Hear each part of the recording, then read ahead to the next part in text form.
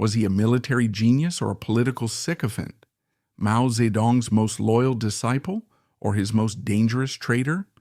A architect of the Red Army's greatest victories or alleged traitor whose life ended in a mysterious plane crash in the Mongolian desert? For more than 3 decades, Lin Biao was Mao Zedong's silent architect of power, his designated successor, his closest comrade. But he was also the man whose name became the ultimate symbol of betrayal. The man accused of plotting to assassinate the very chairman he had deified. So what is the truth about Lin Biao? To find answers in the wreckage of that plane, we must first go back to the fire that forged the revolution and the man. The China into which Lin Biao was born in 1907 was not merely a nation in decline, it was a civilization in a state of terminal agony. The great Qing dynasty, which had ruled for over 2.5 centuries under the mandate of heaven, was now a hollowed-out shell, a ghost at the imperial feast. For a young Chinese coming of age, history was not a source of pride, but a crushing burden, a narrative of failure known as the Century of Humiliation. This long nightmare had begun in the 1840s with the Opium Wars, when the gunboats of Great Britain shattered China's imperial arrogance, forcing it to open its ports and cede territory. What followed was a relentless succession of calamities. The Taiping Rebellion in the 1850s and 60s, a bizarre pseudo-Christian uprising, became one of the bloodiest civil wars in human history, leaving an estimated 20 to 30 million dead and devastating the country's most fertile regions. In 1895, in a stunning blow to the nation's psyche, the supposedly inferior dwarf pirates of Japan defeated China in the First Sino-Japanese War, seizing Taiwan and asserting dominance over Korea.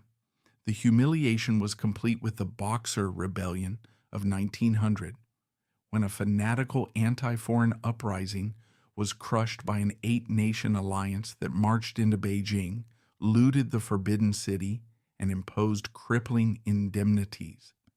The result of this century of trauma was a nation carved up like a melon.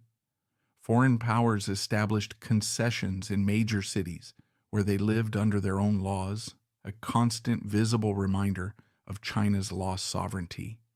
The economy was shattered, its markets flooded with foreign goods and its people impoverished by the indemnities and the plague of opium. The vast majority of China's 400 million people were peasants, trapped in a medieval cycle of poverty, debt, and famine, their lives subject to the whims of landlords and corrupt local officials. When the Xinhai Revolution finally toppled the dynasty in 1911, the birth of the Republic of China did not bring peace. It brought chaos. Without the centralizing authority of the emperor, the country disintegrated into the warlord era. Ambitious generals, commanding private armies, carved out personal fiefdoms and fought endless destructive wars against one another for power and territory. For the common person, life was cheap, and hope was a dangerous luxury. It was in this vortex of violence, humiliation, and desperate searching for a new path that Lin Biao's generation came of age. They had seen the failure of the old Confucian system and the failure of the new Western-style republic.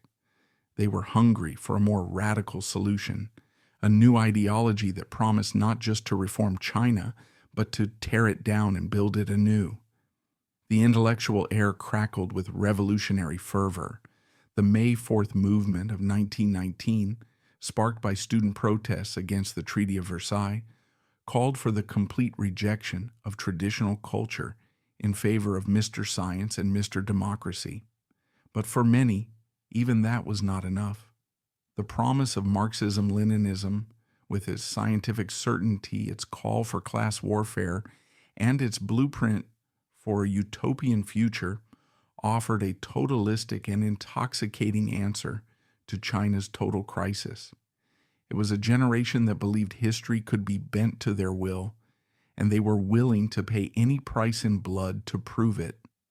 Into this turbulent world, on December 5th, 1907, a boy was born in a small village in Huanggang, Hubei province. His birth name was Lin Biao. He was not born into the crushing poverty of the peasantry. His family were small landlords and merchants, prosperous enough to own a small textile dyeing workshop and to afford their children a classical education. His father was a man of modest means, but a strong believer in the power of learning. From a young age, Lin was different. He was not a boisterous, outgoing child. He was quiet, serious, and intensely introverted. While other boys played games, he preferred to be alone reading. He devoured the Chinese classics, tales of ancient battles, heroic generals, and cunning strategists from works like Romance of the Three Kingdoms and Sun Tzu's The Art of War. He was a gifted student with a sharp analytical mind, but he was painfully shy, a trait that would stay with him for his entire life. Classmates remembered him as a boy who rarely spoke, but always seemed to be listening, observing the world with a cool, detached intensity. He was a boy who lived inside his own head. His path, like that of many bright young men of his generation, was supposed to be one of scholarship. But the tidal wave of history was about to sweep him in a completely different direction. In the early 1920s, as a teenager, he was sent to school in Wuchang, the very city where the 1911 revolution had begun. Here, he was swept up in the intellectual and political ferment that was convulsing the nation.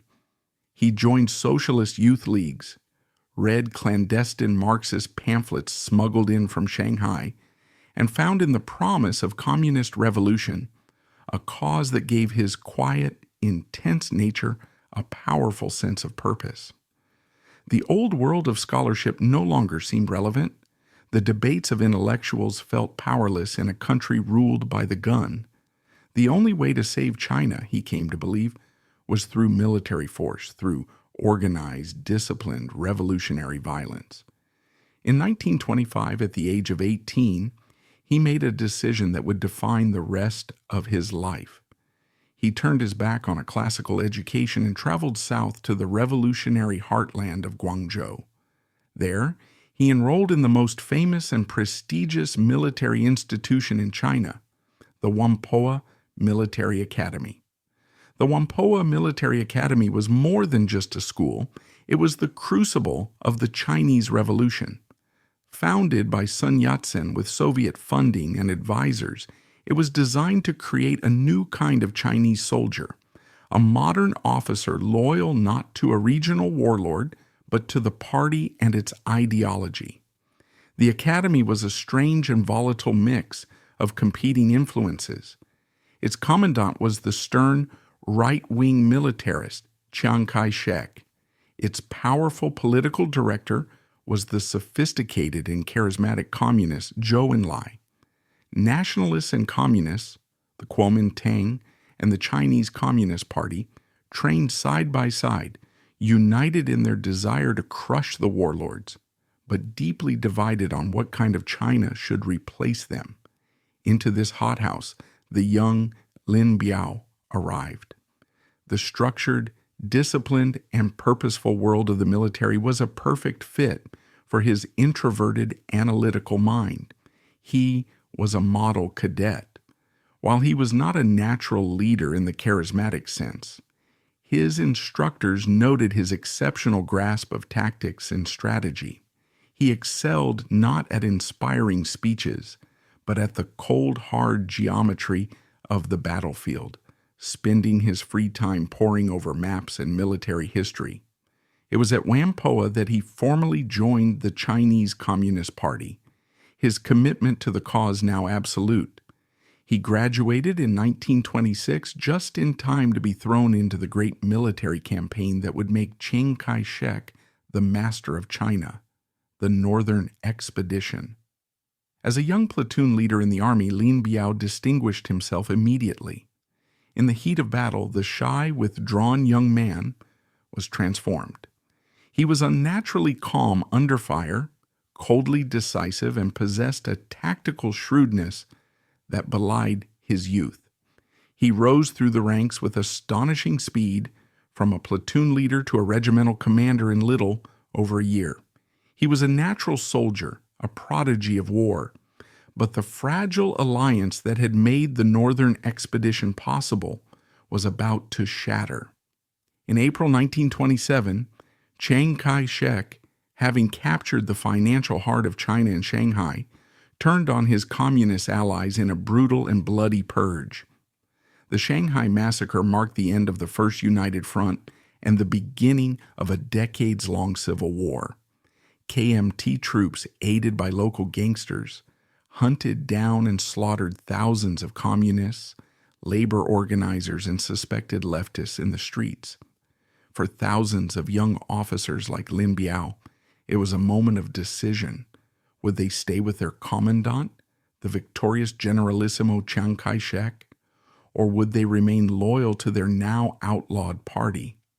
For Lin Biao, there was no hesitation. His faith was in communism, not in a man he now saw as a betrayer of the revolution. When the communists, led by Zhou Enlai and other military leaders, staged their own desperate uprising in the city of Nanchang on August 1st, 1927, an event that marks the official birth of the Red Army, Lin Biao was there. He had chosen his side. The uprising, however, was a military disaster. The fledgling Red Army was quickly crushed by superior nationalist forces.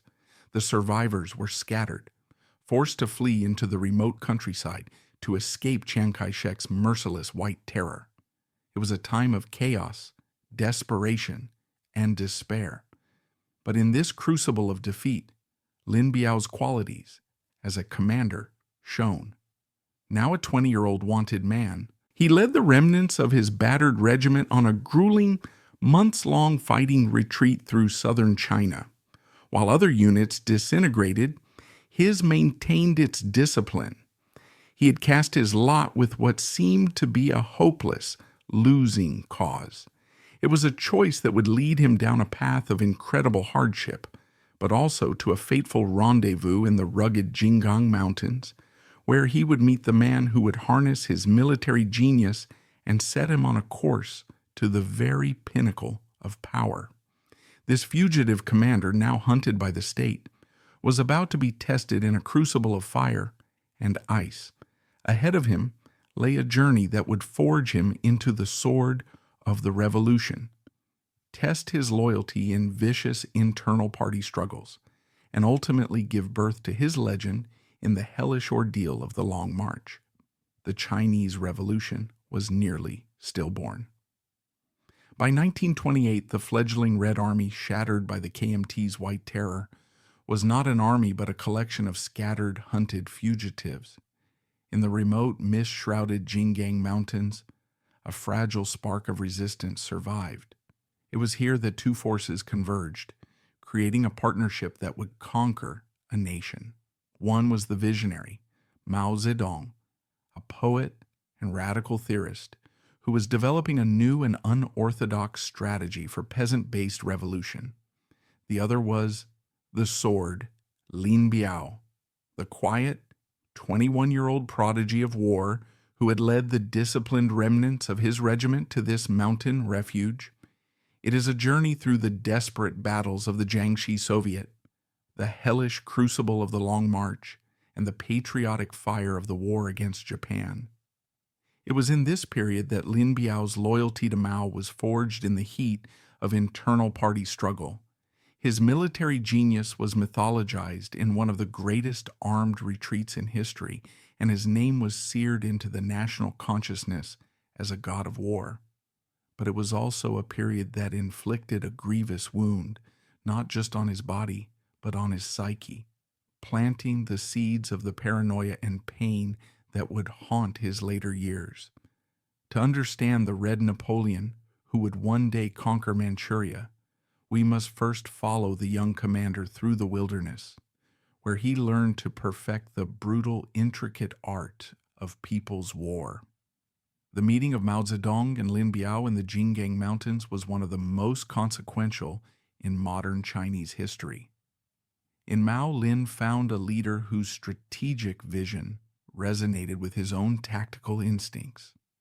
Mao's theory of people's war, of basing the revolution in the countryside, of winning the support of the peasantry, and of using mobile guerrilla tactics to exhaust a technologically superior enemy, was a brilliant response to the communists' desperate situation. It was a strategy of the weak against the strong, a philosophy of war that relied on cunning, patience, and political will rather than sheer firepower. In Lin Biao, Mao found something he desperately needed: a disciplined, professionally trained military mind who could turn his peasant followers into a real fighting force. Mao was the strategist. Lin became his most effective instrument. He quickly rose to become one of Mao's most trusted commanders, known for his tactical genius, his almost supernatural ability to anticipate enemy movements, and his unwavering loyalty. As the communists expanded from the Jinggang Mountains to establish a larger base, the Chinese Soviet Republic in Jiangxi, Lin Biao's First Red Army Corps became the elite fire brigade force of the new state. They were the ones sent into the most desperate battles, the ones who repeatedly turned the tide against Chiang Kai-shek's massive encirclement campaigns. Lin perfected the tactics of mobile warfare that Mao preached.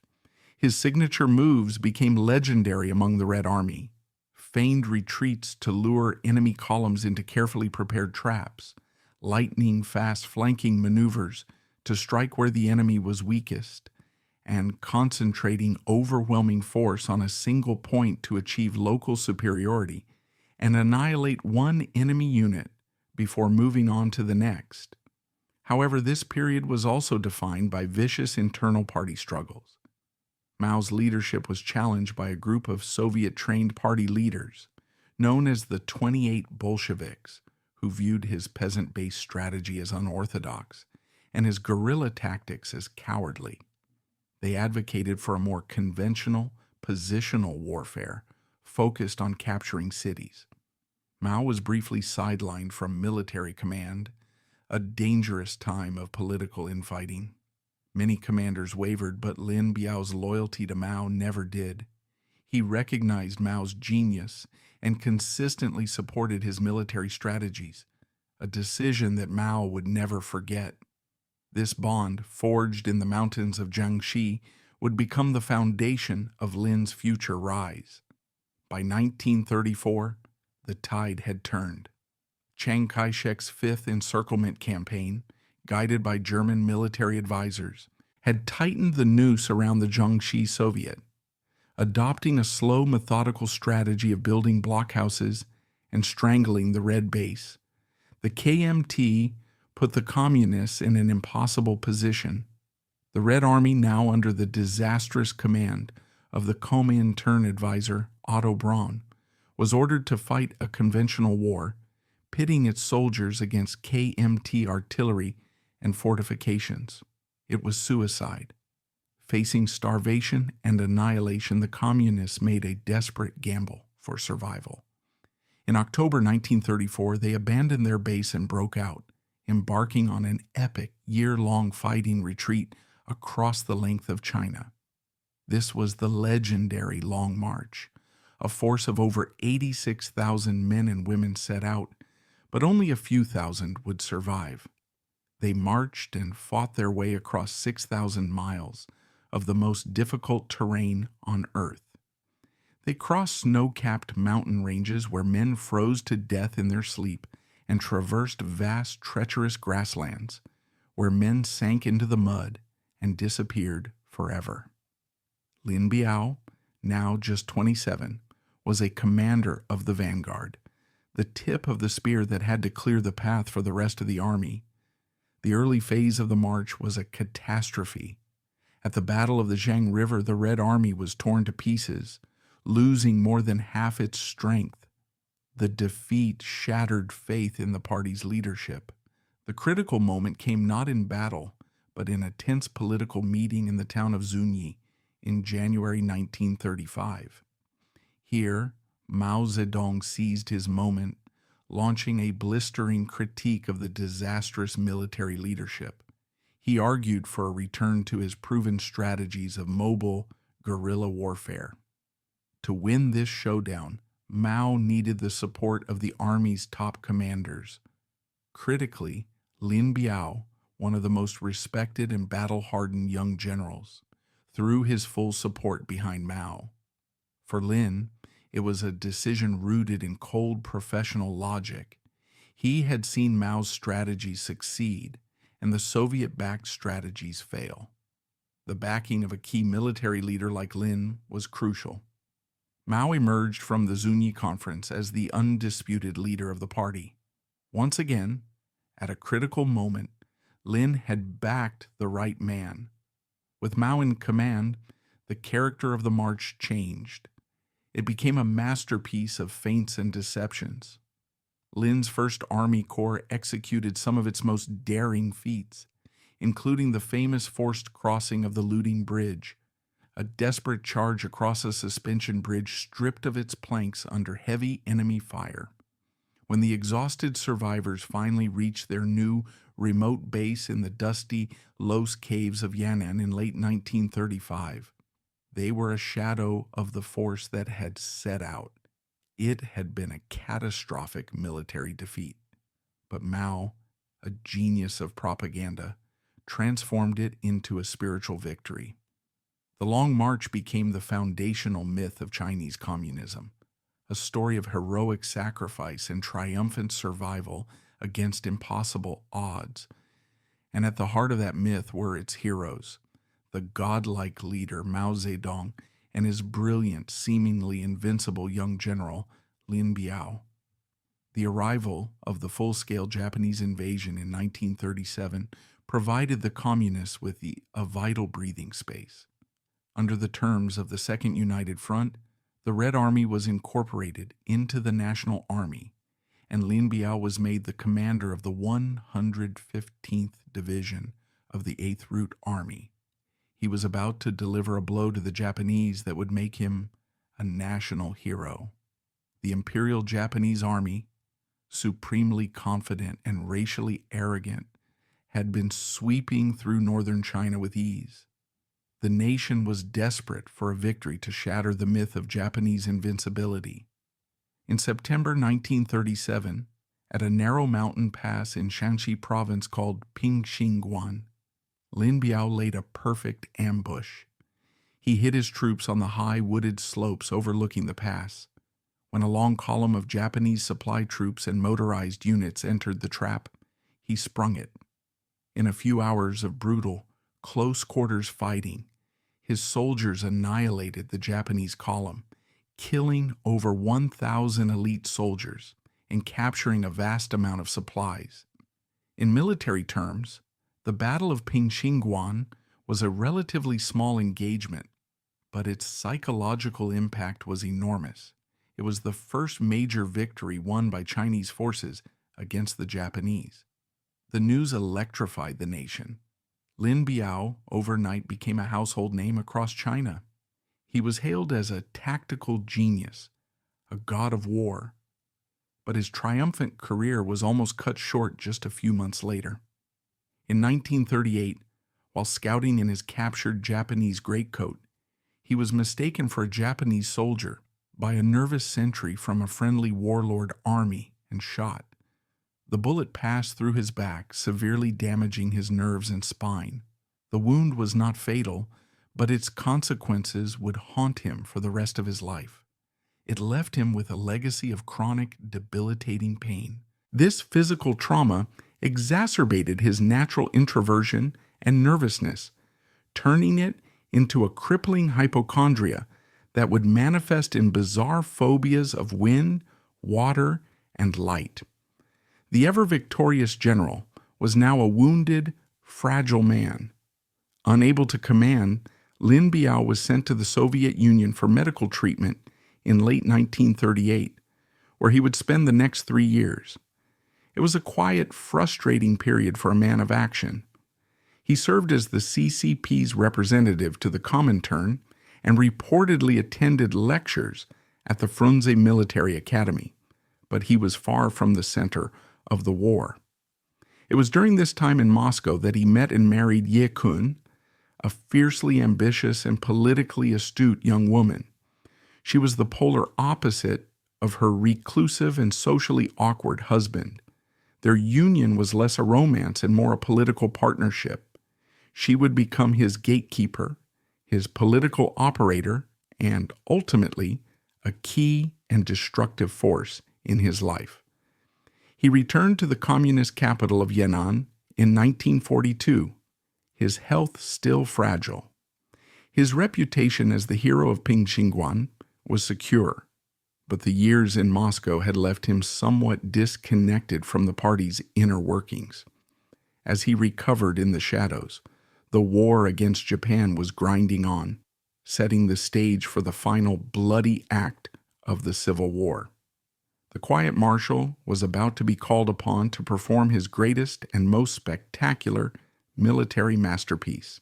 His reputation as a military genius was now legendary, sealed by the heroic victory at Pingxingguan. But a cruel twist of fate, a single stray bullet, had left him a wounded and fragile man. As he returned from his long, quiet interlude in Moscow, the war against Japan had weakened his rivals and set the stage for the final bloody showdown. Now the silent marshal would be called upon to fight his greatest campaign, a masterpiece of strategy in the frozen fields of Manchuria that would earn him the title God of War. The sudden end of the Second World War in August 1945 did not bring peace to China. It merely cleared the battlefield for the final brutal act of a much longer conflict. The moment the Japanese surrendered, the simmering civil war between Chiang Kai-shek's nationalists and Mao Zedong's communists exploded into a nationwide race for territory and weapons. The greatest prize, the kingmaker province that would determine the fate of the nation, was the vast, resource-rich territory of Manchuria in the northeast. This was China's industrial heartland, a powerhouse of factories, coal mines, and railways built up by the Japanese.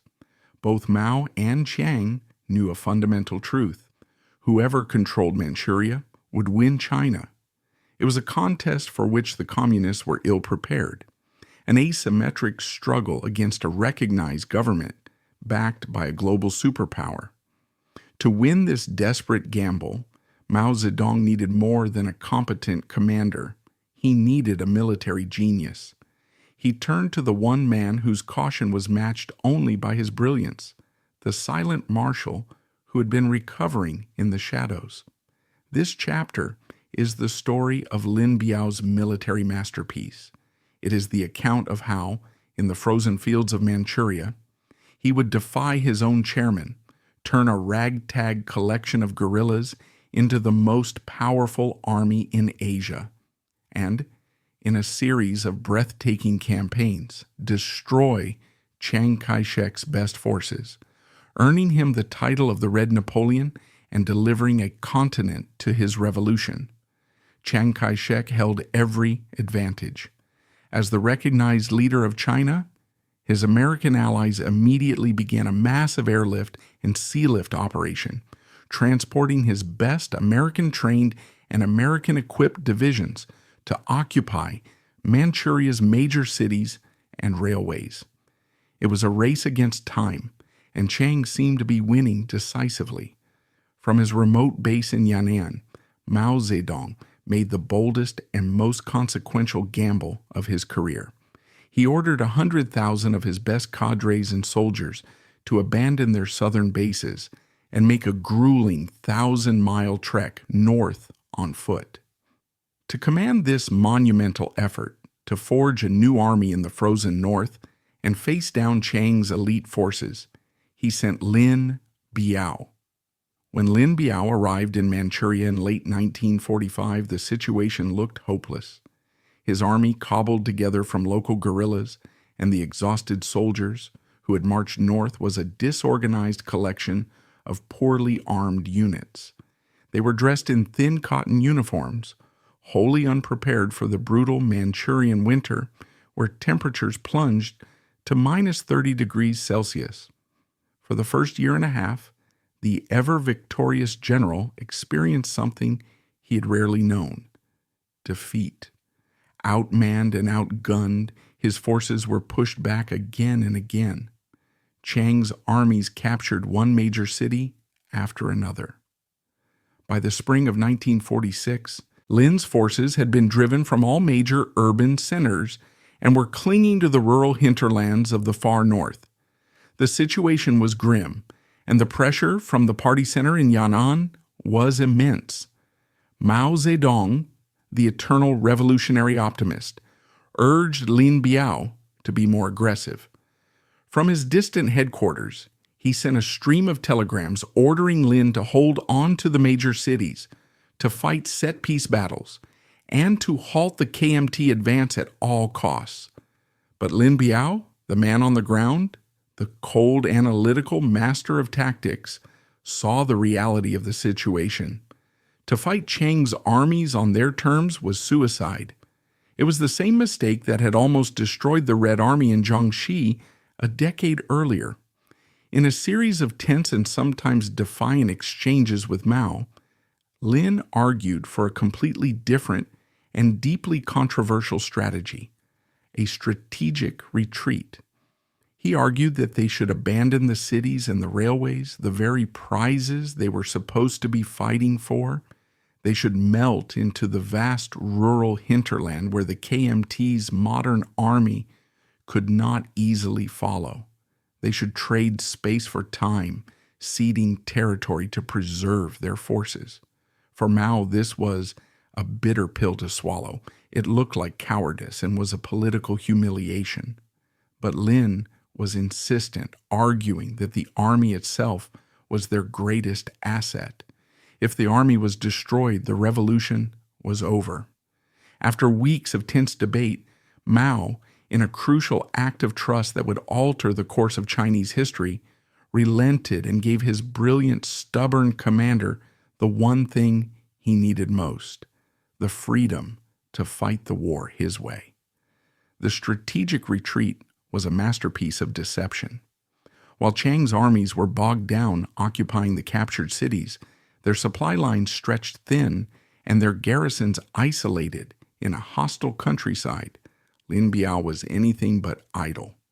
For the next 2 years, he worked with a quiet, methodical fury, turning the Manchurian countryside into a massive, consolidated communist base. First, he won the people.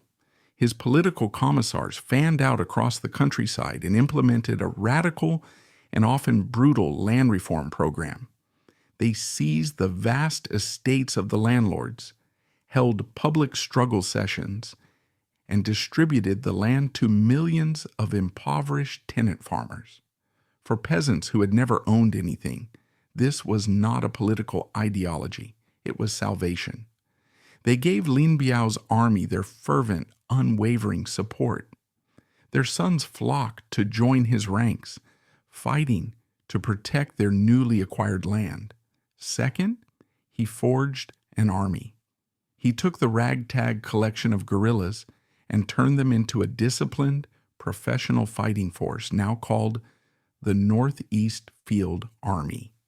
He established training schools, drilled his soldiers relentlessly in the tactics of mobile warfare, and launched a grievance-pouring movement where soldiers, many of them former KMT conscripts, spoke of their past suffering, forging a powerful class-based solidarity.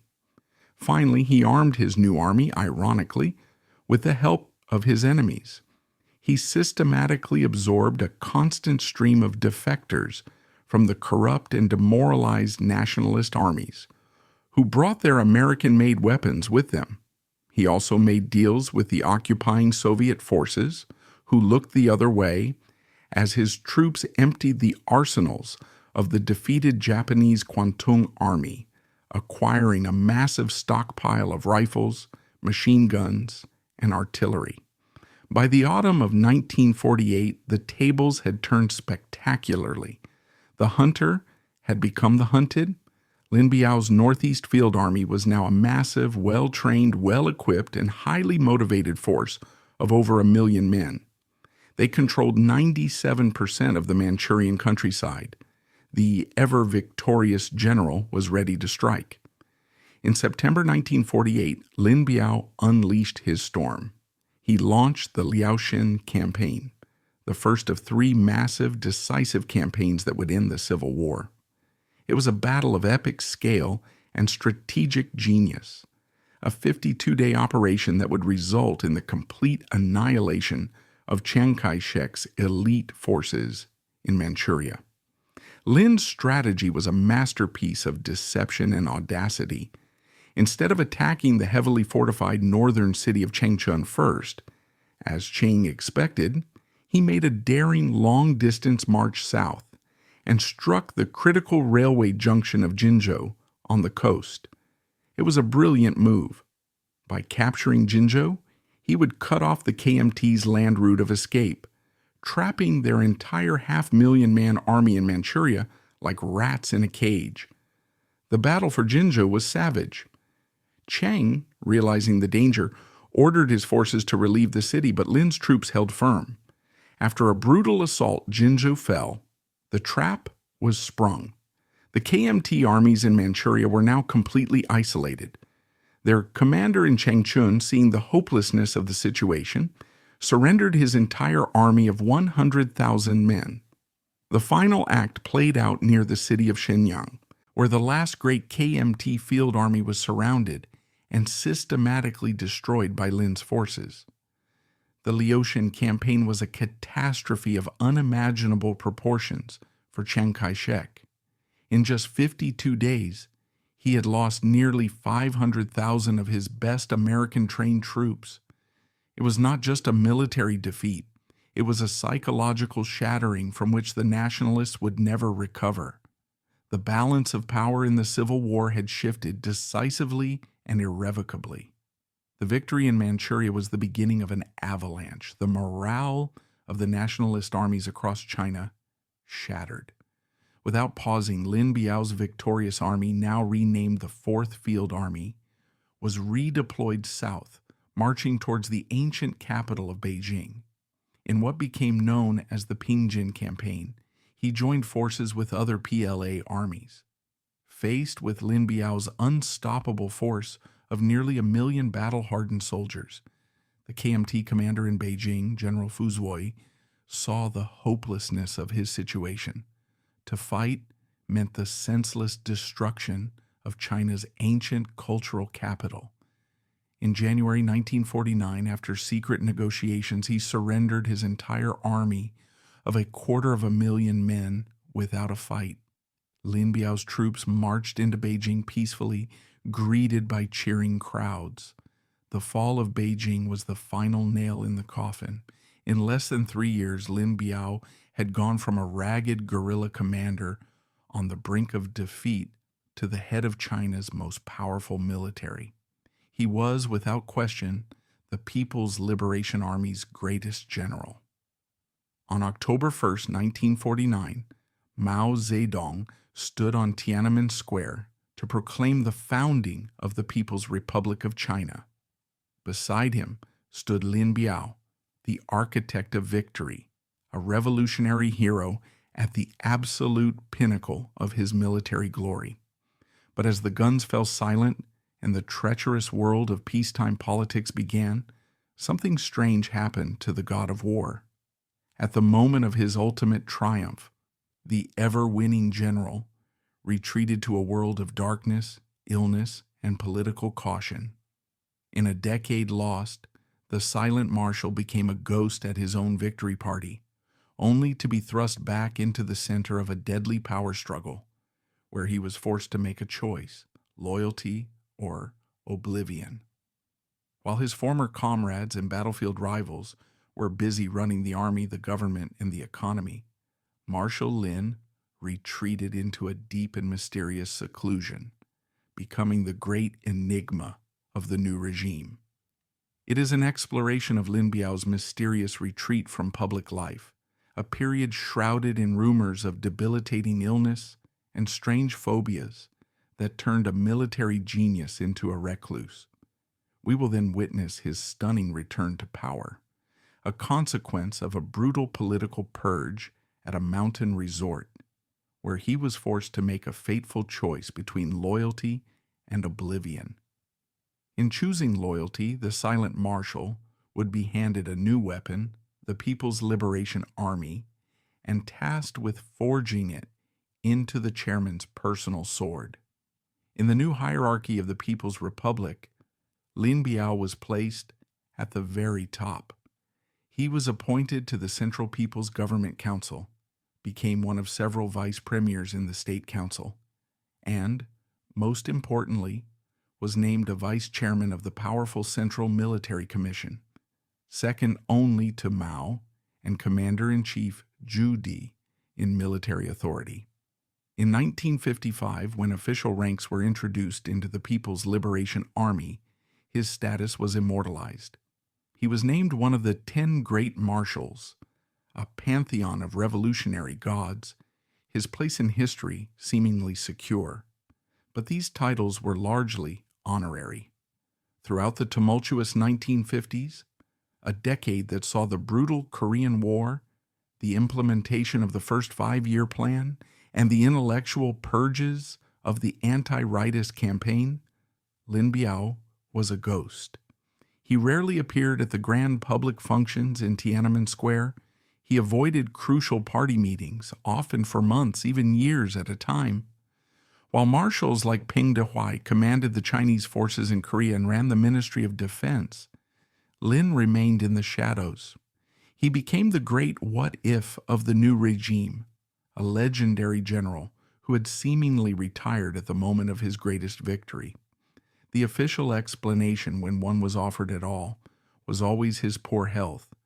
The old gunshot wound from 1938 had reportedly left him with a legacy of chronic pain and complex neurological problems. But the rumors that swirled around his long absence whispered in the corridors of the Zhongnanhai leadership compound, painted a stranger and more complex picture. They spoke of a man plagued not just by physical ailments, but by a host of bizarre and debilitating phobias that had turned him into a recluse. According to the memoirs of his doctors and personal staff, Lin Biao had become a pathological hypochondriac, a prisoner of his own crippling anxieties. The man who had faced down Japanese armies and nationalist encirclements was now terrified of the world around him. He developed an extreme photophobia, a fear of light, and would spend days on end in a darkened, heavily curtained room, unable to bear even the dimmest bulb. He was said to be terrified of wind, believing even the slightest draft could carry deadly illnesses, and his quarters were kept sealed, stuffy, and overheated. Most bizarrely, he developed an obsessive hydrophobia, a fear of water. He believed it was full of germs that could invade his body.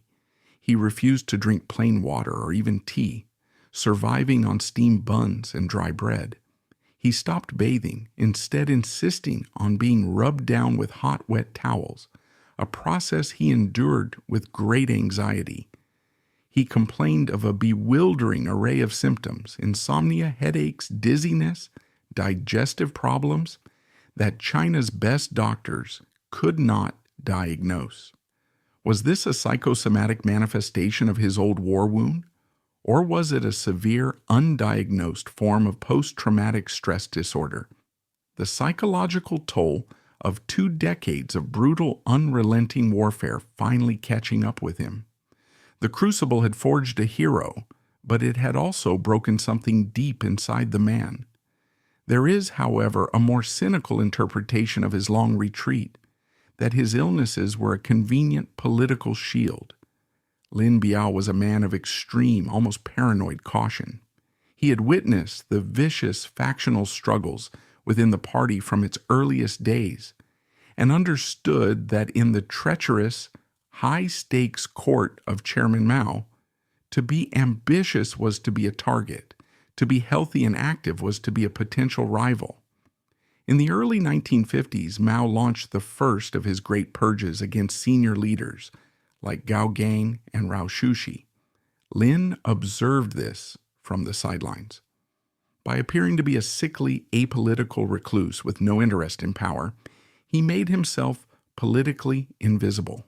He was not a threat. And in Mao's China, not being a threat was the key to survival. His long absence from the political stage had a profound and unforeseen consequence. It kept him pure. He was untainted by the messy policy debates and political compromises of the decade. Most importantly, when Mao Zedong was about to launch the most catastrophic experiment of his rule, the Great Leap Forward, Lin Biao was nowhere to be seen. In 1958, Mao, impatient with the slow pace of economic development, launched the Great Leap Forward. The result was the worst man-made famine in human history, a 3-year nightmare that cost the lives of an estimated 30 to 45 million people. The disaster created the first major crack in Mao's absolute authority. In the summer of 1959, at a party conference held in the mountain resort of Lushan, one of the revolution's most senior figures, Marshal Peng Dehuai, dared to speak the truth. Peng, then the Minister of Defense, was a blunt, honest, and often cantankerous soldier. Horrified by the starvation he had witnessed, he wrote a private letter to Mao, respectfully but critically pointing out the failures of the Great Leap. Mao, who could not tolerate any challenge to his wisdom, saw this as a personal attack, a betrayal. He exploded in a rage. He circulated Peng's private letter to the entire conference and accused him of leading an anti-party clique. He transformed a policy discussion into a political life-or-death struggle. He demanded that every leader present choose a side, stand with him or stand with Peng Dehuai. One by one, under the chairman's immense pressure, Peng's old comrades abandoned him, lining up to denounce him.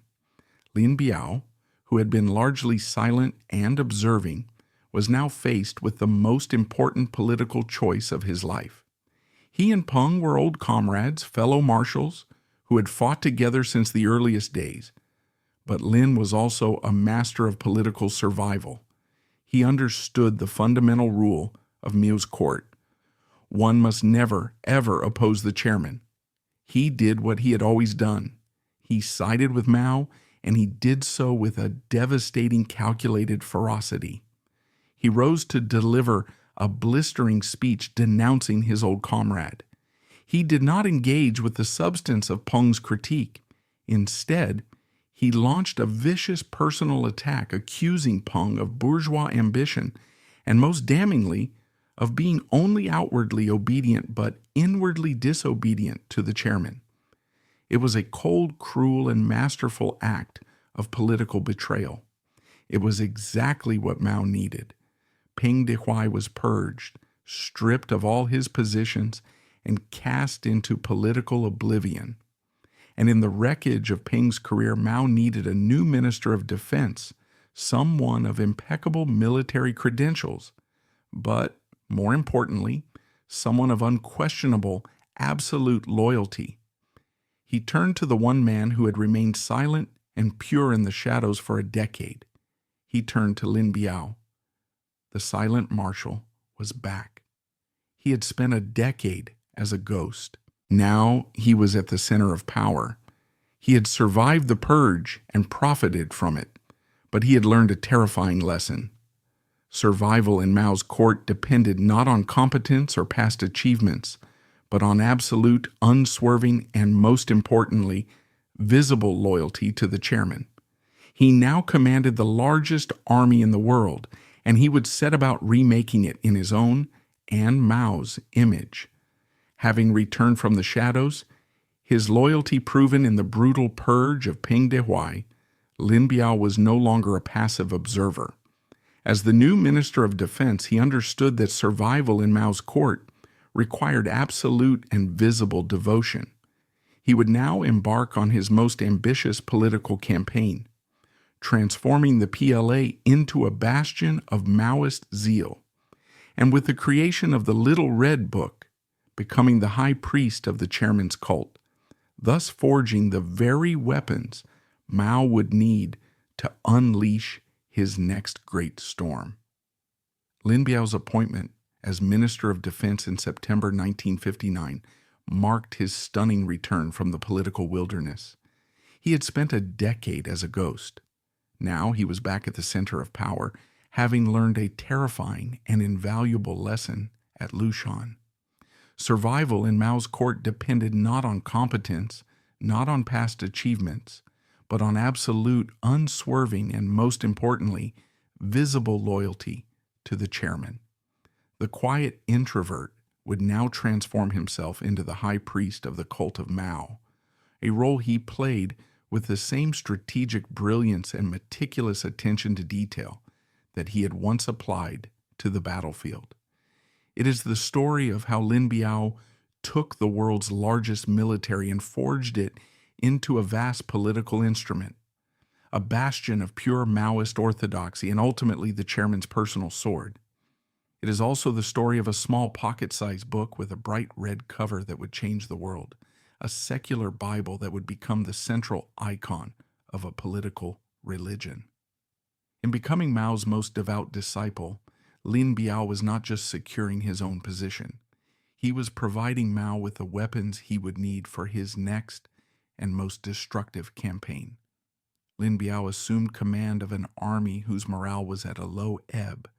The disaster of the Great Leap had created widespread disillusionment, and Peng Dehuai's professionalizing reforms, which had emphasized military skill, modern training, and a formal system of ranks modeled on the Soviet Union, were now seen as a bourgeois deviation. Lin's mission was to reverse this trend, to repoliticize the army, and to transform it into an institution of absolute, unquestioning loyalty to one man, Chairman Mao. He moved with quiet, methodical efficiency. He immediately purged the last vestiges of Peng Dehuai's influence, removing officers who were seen as too professional and replacing them with those who were more red. In 1965, in a radical and symbolic move, he abolished the entire system of ranks and insignia that had been established in 1955. The titles of marshal, general, and colonel vanished overnight, replaced by simple functional titles like commander or political commissar. The visual distinction between officer and enlisted man was erased. The goal was to eliminate the bourgeois concept of a professional officer corps and return the PLA to its romanticized guerrilla roots as a people's army, where everyone was simply a revolutionary soldier. In reality, it was a brilliant political move. It de-emphasized military competence in favor of political zeal, making ideological purity the primary criterion for advancement. The PLA was to be, first and foremost, a great school of Mao Zedong thought. Lin Biao's true genius lay in his understanding that Mao's China was a state built not on institutions, but on a personality. To control the army, he had to make Mao its living god. He launched a massive, all-encompassing campaign of political indoctrination. Political study sessions, once a routine part of army life, became its central focus. Soldiers spent more time studying Mao's writings than they did practicing marksmanship. Lin Biao, the quiet introvert, who was deeply uncomfortable with public speaking, ironically became the most vocal and extreme proponent of the Mao cult. He systematically elevated Mao's status from that of a political leader to that of a semi-divine genius, a historical figure whose wisdom was infallible and absolute. His pronouncements became legendary for their sycophantic, almost theological fervor. Chairman Mao is a genius, he declared. Everything the chairman says is the supreme directive. He famously stated that Mao's words were of the highest level, of the highest authority, and are the most powerful. Every sentence of his is truth. One of his sentences is worth 10,000 of ours. This was more than just flattery. It was a brilliant political strategy. By positioning himself as Mao's most devout and loyal disciple, he made himself politically unassailable. How could anyone attack the man who was the chairman's most ardent champion? He turned the PLA into a personal fiefdom, but a fiefdom that was, in theory, entirely dedicated to the service of the emperor. He was forging a weapon of absolute loyalty that could be wielded against any and all of Mao's enemies, particularly those within the party bureaucracy who were beginning to doubt the chairman's wisdom. Lin Biao's most brilliant and consequential move in this campaign was the creation of a small, deceptively simple object, a pocket-sized book bound in a bright red vinyl cover. Its official title was quotations from Chairman Mao Zedong. The world would come to know it as the Little Red Book. It began as an internal tool for the army. Lin understood that Mao's theoretical works were often long and complex, inaccessible to a peasant army with low literacy rates. He tasked his general political department with extracting short, punchy, memorable quotes and organizing them by theme: the party, class struggle, war and peace, discipline. The result was a masterpiece of political propaganda. It was simple, direct, and easy to memorize. It turned complex ideology into simple slogans, a secular Bible for every soldier. Lin ordered that a copy be issued to every soldier in the PLA. It was not a book to be read in the library. It was a tool to be carried at all times, to be consulted before every task, to be chanted in unison at morning drills. Political officers would hold study sessions where soldiers would learn to apply Mao's quotations to every aspect of their lives, from cleaning their rifles to their relationship with the masses. Study Chairman Mao's writings, follow his teachings, act according to his instructions, became the Army's new mantra. The book was a stunning success within the Army, and its influence soon spilled out into civilian society. It became the ultimate symbol of revolutionary zeal and personal loyalty. To not own a copy, to not have it on your person at all times, was to be politically suspect. It was a talisman, a weapon, a declaration of faith. Over the next decade, more than 1 billion copies would be printed, making it one of the most published books in history. The creation of the Little Red Book was a stroke of genius. Lin Biao, the master organizer, had codified the faith. He had taken the abstract thought of Mao Zedong and turned it into a tangible, portable object. He had created the central icon of the Mao cult. By the mid-1960s, the political stage was set for a cataclysm. Mao Zedong felt his power slipping away. After the disaster of the Great Leap Forward, he had taken a step back from the day-to-day running of the state. A new group of more pragmatic leaders, led by State President Liu Shaoqi and Party General Secretary Deng Xiaoping, were now in charge. They were quietly undoing the damage, introducing market-style reforms, and restoring a sense of order. Mao, observing from the sidelines, was filled with suspicion and rage. He saw these pragmatic policies as a betrayal of the revolution, a capitalist road. He believed that the party and the state had been corrupted by bourgeois and revisionist elements, and that only a massive, violent upheaval from below could purify the revolution and restore his own absolute power. He would need an army to back him, and Lin Biao had provided him with one. The PLA was now a force whose loyalty was to the chairman personally, not to the party. He would need an ideology to rally the masses, and Lin Biao had provided him with that too in the form of the Little Red Book. Lin Biao became Mao's most important and most vocal ally in the buildup to what would be called the Great Proletarian Cultural Revolution. In a series of increasingly radical speeches, he warned of hidden enemies within the party and called for a violent struggle against them. He was the one who framed the coming conflict in stark apocalyptic terms as a life-or-death battle for the soul of communism. The high priest had consecrated the sword and written the scripture. The storm was about to break. With the army remade into his personal sword and the Little Red Book providing the scripture, Lin Biao had given Mao the tools for a massive political upheaval.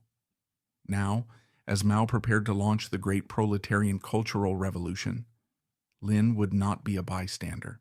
He would ride the hurricane, standing as Mao's most indispensable ally in the ensuing chaos. As his rivals were systematically destroyed, his unwavering loyalty would be rewarded with the ultimate prize. He would be named Mao's official successor, his name written into the Constitution, placing him on the very steps of the throne.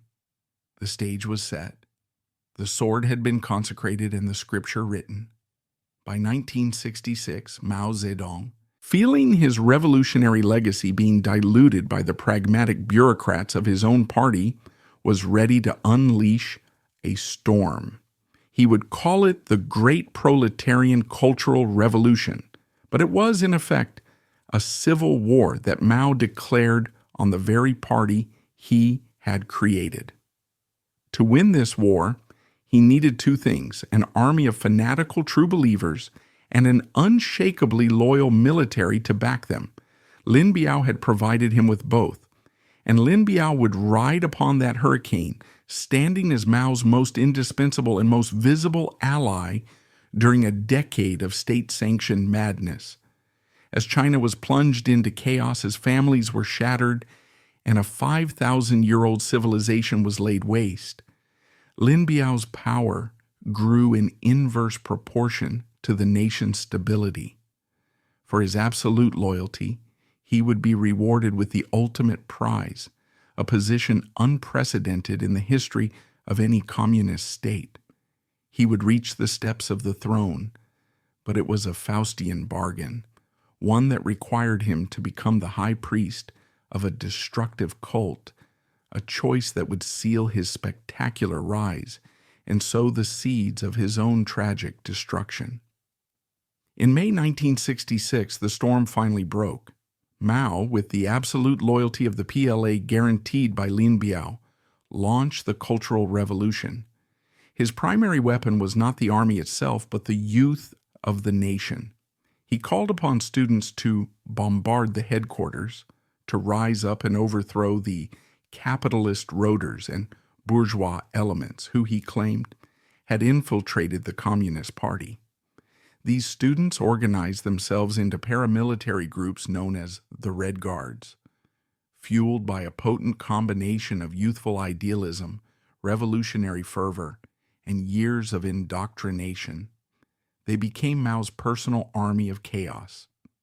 The PLA, which Lin had transformed into a bastion of the Mao cult, did not intervene to stop the madness. It actively supported it. The army provided the Red Guards with logistical support, transportation, food, and, most importantly, the political legitimacy to carry out their reign of terror. The PLA's non-interference was a clear signal to all provincial leaders. This chaos was sanctioned from the very top. The Red Guards, armed with their Little Red Books and Mao's blessing, unleashed a wave of violence and destruction across the country. They dragged teachers, intellectuals, artists, and veteran party officials out into the streets for brutal public struggle sessions, where victims were beaten, humiliated, and forced to confess to imaginary crimes. They ransacked homes, destroying priceless antiques, family photographs, and burning books. They desecrated temples, statues, and historical monuments in a frenzy of iconoclasm. an attempt to erase the past and create a new world from year zero. China was plunged into a national hysteria, and at the eye of that hurricane, standing silently beside the great helmsman Mao Zedong, was Marshal Lin Biao. In the late summer of 1966, Mao held a series of massive rallies, bringing over 1 million Red Guards at a time to Tiananmen Square. These events were political theater on a grand, terrifying scale, broadcast across the nation to show that Mao fully endorsed the actions of the youth. At each of these rallies, it was Lin Biao who stood as Mao's second-in-command, his designated interpreter and high priest. His frail figure, often clad in an ill-fitting army uniform, stood in stark contrast to the chairman's larger-than-life presence. But his voice, amplified across the vast square, was the one that gave the young fanatics their marching orders. On August 18, 1966, at the first rally, it was Lin who delivered the keynote address. He urged the Red Guards to attack the four olds: old ideas, old culture, old customs, and old habits. It was a declaration of war on history itself. His introductions of Mao became legendary for their fawning, almost religious devotion, setting the tone for the entire nation. Our great teacher, great leader, great supreme commander, great helmsman, Chairman Mao, he would cry, his arm held high, clutching the little red book as if it were a sacred relic. Throughout this period, Lin Biao's public statements became increasingly sycophantic, his praise for Mao reaching absurd theological heights. He declared that every sentence of Chairman Mao's is truth, and that the chairman's thought was a spiritual atom bomb. He became Mao's Thomas Aquinas, the brilliant theologian who took the messy, contradictory gospels of the chairman and systematized them into an infallible doctrine. The little red book was his Summa Theologica, a pocket-sized catechism for a political religion, and he was its Grand Inquisitor. For his absolute loyalty, Lin Biao was rewarded with supreme power. As the Cultural Revolution tore through the party establishment, Mao's chosen enemies were systematically eliminated. The most prominent target was President Liu Shaoqi, a veteran revolutionary who had once been Mao's chosen successor. Now branded the #1 capitalist rotor in the party, Liu was purged, publicly humiliated, dragged from his home, and left to die a miserable death from untreated medical conditions in a secret prison. Deng Xiaoping, the #2 capitalist rotor, was also purged, publicly disgraced, and sent to work as a common laborer in a tractor factory. With every rival of Mao's that fell, Lin Biao's own star rose higher. He was the great survivor, the one senior leader who had never wavered, who had hitched his wagon entirely to Mao's star. He was promoted to be the sole vice chairman of the Communist Party, making him the undisputed second most powerful man in China. The military, under his firm control, began to take over the functions of the shattered government and party bureaucracy, placing its soldiers in charge of factories, ministries, and provincial committees. Power in China was flowing quite literally from the barrel of Lin Biao's gun. The culmination of Lin Biao's spectacular rise came at the 9th Party Congress in April 1969. The Congress was not a political debate. It was a carefully stage-managed victory, celebration for Mao's cultural revolution. The old party leadership had been decimated, replaced by radicals and military men loyal to Mao and Lin. And it was here that Lin Biao received his ultimate reward, a prize unprecedented in the history of any communist state. A new party constitution was adopted, and written into its very text, for all the nation and the world to see, was a clause that sealed his destiny. Comrade Lin Biao is Comrade Mao Zedong's close comrade in arms and successor. He had reached the absolute pinnacle. He was no longer just a potential heir. His succession was now enshrined in the party's most sacred document. He was the crown prince, the designated heir to the dragon throne. The quiet boy from Hubei, the brilliant young general, the silent marshal, he had played the game of loyalty perfectly and had won the ultimate prize. But in the paranoid, claustrophobic world of Mao's court, this was not a guarantee of power. It was the most dangerous job in China. The very nature of the relationship between Mao and his closest comrade in arms had fundamentally and fatally changed. Before 1969, Lin was the perfect subordinate, loyal, effective, and posing no threat. But now, as the designated heir, he was by definition a future threat. He was the man waiting for the old man to die. For a ruler as deeply suspicious and Machiavellian as Mao Zedong, the existence of a designated successor was an intolerable situation. It created a second center of power. It gave ambitious officials a new sun to orbit.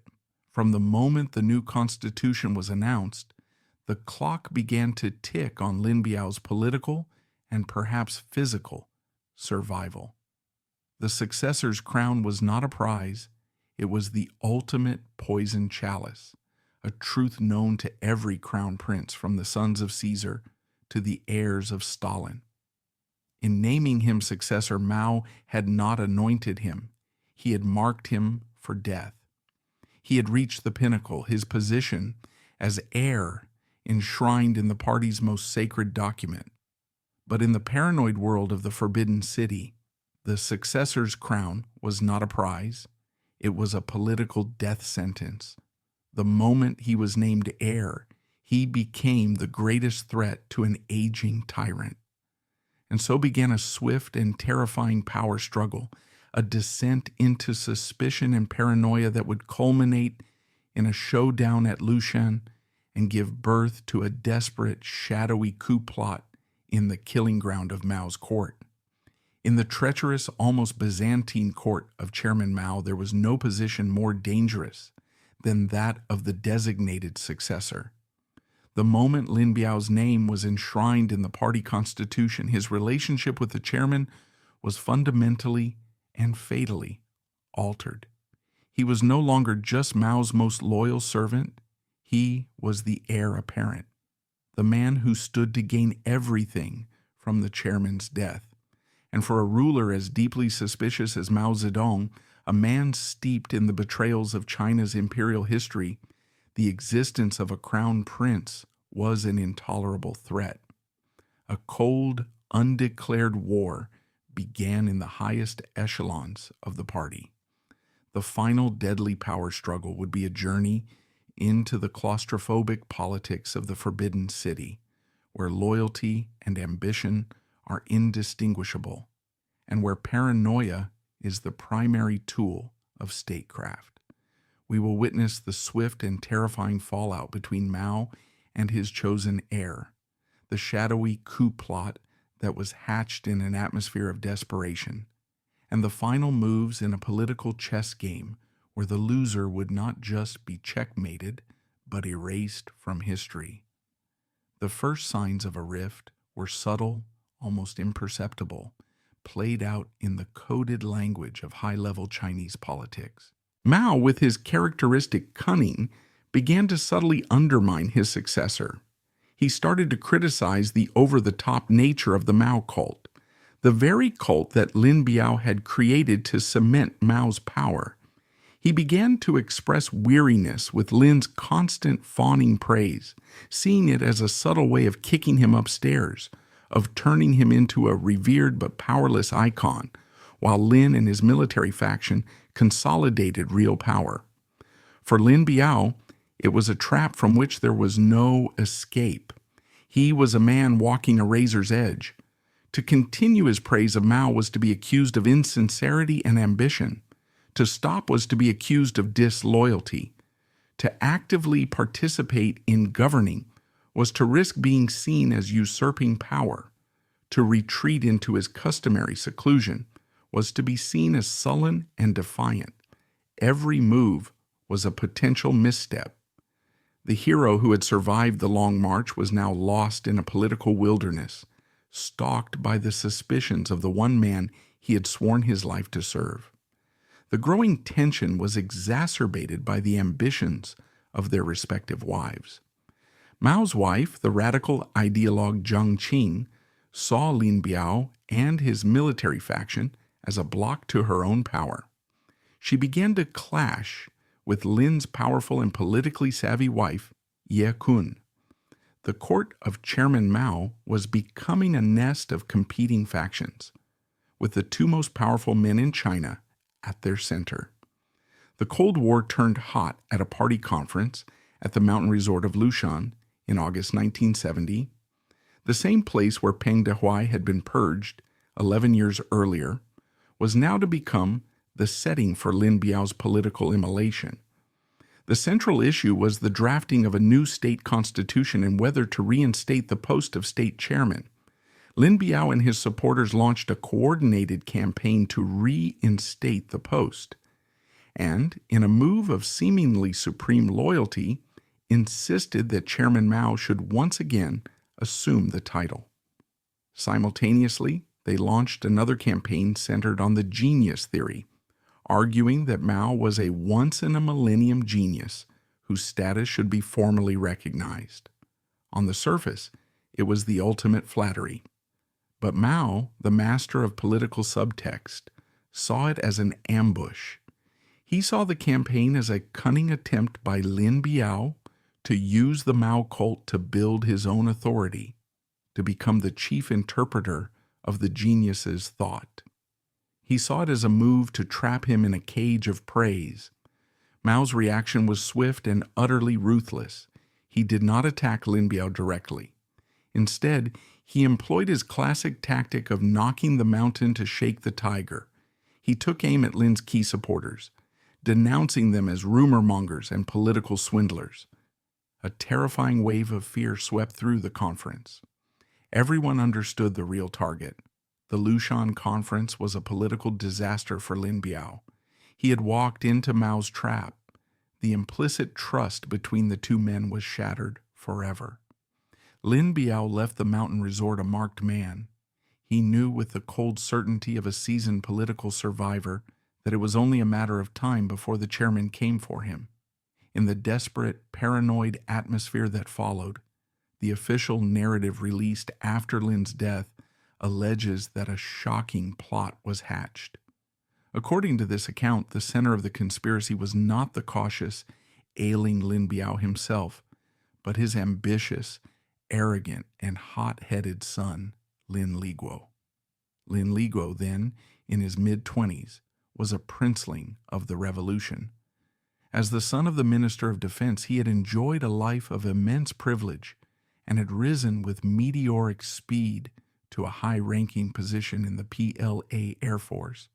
He and his circle of loyal young officers saw the political tide turning against his father, and they decided to take matters into their own hands. They drafted a secret plan for a coup d'etat, codenamed Project 571. The name itself was a chilling piece of wordplay. In Mandarin, the numbers 571 sound almost identical to the words for armed uprising. The plan was outlined in a document called the Outline of Project 571, one of the most astonishing documents in the history of the People's Republic. It was a furious political manifesto, denouncing Mao Zedong as a brutal, paranoid tyrant, a contemporary Qin Shi Huang who had turned China into a meat grinder of political struggle. The plan outlined several audacious, almost fantastical options for the coup. The preferred option was to assassinate Mao while he was traveling on his heavily guarded personal train, using methods ranging from flamethrowers to poison. After eliminating B-52, their code name for Mao, they planned to seize power and possibly seek support from the Soviet Union. The most explosive and still debated question is, what did Lin Biao himself know? Architect of the Red Army's greatest victories, or alleged traitor whose life ended in a mysterious plane crash in the Mongolian desert? While the official Chinese narrative insists he was the mastermind, this account, released after his death to justify his downfall, is treated with considerable skepticism by many historians outside China, architect of the Red Army's greatest victories, or alleged traitor whose life ended in a mysterious plane crash in the Mongolian desert. The wild, high-risk nature of the plot seems out of character for the cautious marshal, leading some to believe the plan was exaggerated, partially fabricated, or primarily driven by his desperate family members. It is plausible that Lin, aware of the plotting and seeing no political escape, passively allowed it or chose not to intervene, becoming a weary actor pushed onto a stage he no longer controlled.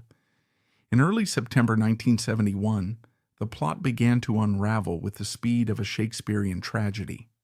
Mao Zedong, on a tour of southern China, was doing what he did best, preparing his political ground. He held a series of meetings with regional military commanders, where he openly denounced his chosen successor. "Someone is anxious to take my place," he would say, his words dripping with menace. The message was clear. The chairman was preparing to move against Lin Biao. Word of Mao's secret denunciations inevitably leaked back to the Lin family at their seaside villa in Beijing. They panicked. Knowing their time was running out, they decided to put their assassination plan into action. But the plot was betrayed from within the Lin family itself. Lin Biao's daughter, Lin Liheng, was horrified by the talk of assassination. Torn between loyalty to her father and loyalty to the chairman, she made a fateful choice. She secretly alerted the authorities. Premier Zhou Enlai was notified, and he in turn alerted Mao. The chairman, a man who had survived dozens of plots, moved with cunning. He immediately and secretly changed his travel schedule, throwing the assassination plot into chaos. The hunters had lost their prey. At the same time, Zhou Enlai began making cautious inquiries, tightening the net around the Lin family. The endgame had begun. The political chess game was over. Trapped by the chairman's cunning and betrayed from within his own family, Lin Biao was a marked man with no political escape. For a man who had survived the long march and 100 battles, the only option left was a final desperate gamble. The story now turns to the last chaotic hours of his life, a phantom flight into the darkness, an escape that would end not in asylum but in a ball of fire in the empty desert, leaving a ghost to haunt China forever. With the endgame now in motion, the plot, betrayed from within and foiled by the chairman's cunning, had collapsed. For Lin Biao and his family, trapped in their seaside villa at Beidaihe, the world had shrunk to a single terrifying certainty. A purge was not just inevitable, it was imminent. The final act of this Shakespearean tragedy would not be a political trial or a quiet arrest, but a desperate, panicked flight into the darkness, a mad dash for survival that would end not in asylum, but in a ball of fire in the empty desert. This is the story of that phantom flight, the mystery of the crash, and the political earthquake that followed, a cataclysm that shattered the myth of the Cultural Revolution and left a host of unanswered questions that still haunt the corridors of the Forbidden City to this day. The night of September 12, 1971, at the leadership compound of Beidai, was one of chaos, panic, and conflicting accounts. The Lin family knew they were trapped. Through their network, they learned that Mao had returned safely to Beijing and the net was closing. According to the official story, this was the moment the failed conspirators decided to flee to the Soviet Union. But the narrative of that night is hopelessly tangled. It appears a violent argument broke out within the family. Lin Biao's daughter, Lin Liheng, desperately tried to stop her parents from leaving, even attempting to alert the guards. In the ensuing struggle, a guard was shot. In the midst of this panic, Lin Biao himself seems to have been a strangely passive, almost spectral figure. He was old, sick, and likely heavily medicated. Was he a determined traitor leading the escape? Or was he a confused, frail old man being bundled into a car by his frantic wife Ye Kun and his desperate son Lin Liguo, who now saw flight as their only option? We will likely never know the truth. What is known is that shortly before midnight, a black red flag limousine carrying Lin Biao, Ye Kun, and Lin Liguo burst out of the compound and sped through the darkness towards the Shanhaiguan Naval Airfield.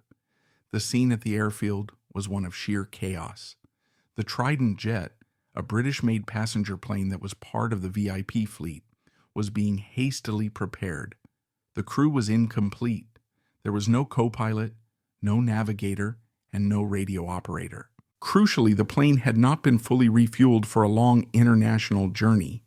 As the limousine screeched to a halt beside the aircraft, Lin Biao and his family scrambled aboard. The pilot, under immense pressure, started the engines and began to taxi down the runway without clearance from the control tower.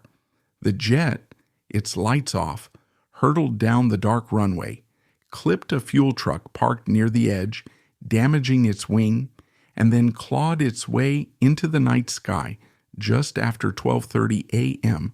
on September 13th, 1971. Back in Beijing, Premier Zhou Enlai managed the crisis all night, tracking the rogue flight. He had to make an impossible decision. Should he order it shot down? He consulted Mao, who, in a masterpiece of imperial fatalism, reportedly said, "The rain must fall, the maiden must marry, let him go." And so the plane was allowed to proceed. For about 2 hours, the rogue jet flew north across Chinese airspace and into Mongolia. Then its flight came to an abrupt and fiery end. Around 2:30 a.m., in a remote area of the Gobi Desert near a place called Undurkhan, the plane crashed. There were no survivors. All 9 people on board, including Marshal Lin Biao, his wife and his son, were killed instantly. The reasons for the crash are still a subject of intense debate. The official Chinese explanation is simple. The plane was running out of fuel, and the pilot failed in a desperate emergency landing attempt. Other theories abound. Did the damaged wing cause a catastrophic failure? Was there a fight on board? A struggle for the controls as someone tried to turn back? Or, as some have long suspected, was the plane shot down? The Mongolian authorities who first investigated the crash reported finding bullet holes in the fuselage, a detail the Chinese have always vehemently denied. Back in China, an eerie silence descended. For 2 months, the Chinese public knew nothing. Lin Biao, the ever-present vice chairman, simply vanished from the newspapers. Then slowly, the campaign of denunciation began. The news, when it was finally revealed, was a psychological earthquake. The people had been taught for 5 years to worship 2 men, Mao the god and Lin Biao, his holiest prophet. Now they were being told that the prophet was a devil who had tried to murder the god. The revelation shattered the faith of millions and planted a deep seed of cynicism that corroded the very foundations of Mao's revolution. If the designated heir could be a traitor, who could be trusted? For many, it was the moment the magic of the Cultural Revolution died. For Mao himself, the incident was a devastating blow. He had lost his closest comrade in arms and his designated successor. He reportedly fell into a deep depression. His health declined rapidly, and he was never the same again. The incident destroyed the credibility of the Cultural Revolution and exposed the brutal, self-destructive nature of his rule. Today, the verdict on Lin Biao remains as complex and contradictory as the man himself. In China, while the official label of traitor has remained, He is once again recognized as a military genius whose campaigns are studied as masterpieces of warfare, but he is also remembered as a tragic political figure, a man whose extreme caution and philosophy of survival were ultimately no defense in the paranoid court of an aging tyrant. His decision to side with Mao against Peng Dehuai was a moral failure. His role in promoting the Mao cult and enabling the excesses of the Cultural Revolution left a dark stain on his legacy. He was a brilliant soldier who was a disastrous politician. Perhaps his story is a cautionary tale, a dark and powerful lesson about the nature of absolute power. It teaches us that in the court of a tyrant, loyalty is no guarantee of survival, and that proximity to power is the most dangerous place of all. It shows that the closer you stand to the sun, the more certain it is that you will eventually be consumed by its fire. Lin Biao was the chairman's shadow, a man who spent his life in the service of a brighter light. In the end, he was devoured by the very cult he had helped to create, his life a final, silent, and deeply tragic testament to the brutal contradictions of the revolution he had helped to win.